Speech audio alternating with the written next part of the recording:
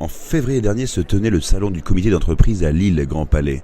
Ce salon permet au comité d'avoir accès à différents services, mais à l'heure des ordonnances Macron, la donne a changé pour les comités d'entreprise qui vont voir leur fonctionnement complètement chamboulé. C'est un regroupement des trois institutions.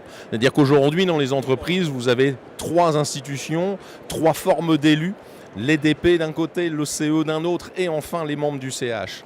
Ces trois choses-là vont être regroupées en une seule institution, donc un seul élu, ou un groupe d'élus en tout cas, qui va faire les trois.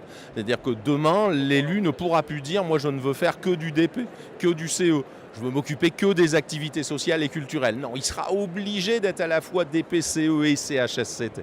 Des changements qui vont être lourds en conséquence pour les comités et les élus qui vont devoir gérer des missions totalement différentes, le tout avec un taux horaire réduit. Ça va être vraiment un fonctionnement complètement différent pour les élus qui vont vraiment se retrouver avec beaucoup plus de boulot, moins de moyens, plus de difficultés à organiser les choses.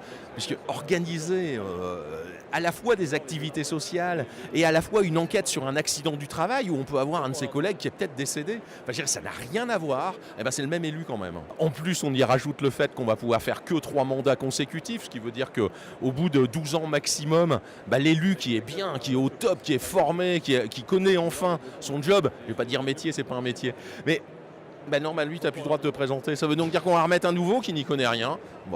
Que du bonheur pour l'employeur. En parallèle de cette décision, il ne serait pas étonnant de voir émerger des sociétés de services indépendantes d'entreprises. La start-up lilloise Le Rebond, qui s'occupe des périodes de séparation toujours difficiles et qui inclut une offre au comité d'entreprise, en est un bon exemple. Dans le cadre des ordonnances Macron, certains CE nous ont contactés pour nous informer qu'avec ce changement et certains impacts sur le plus de responsabilités et moins d'heures, avoir une mission sociale devient de plus en plus complexe. Ces ordonnances n'ont pas fini de faire parler d'elles et le risque majeur est qu'elles dégradent le niveau de bien-être des salariés au sein de leur entreprise. Aujourd'hui, ce sont 200 000 représentants du personnel sur la sellette, une espèce en voie de disparition.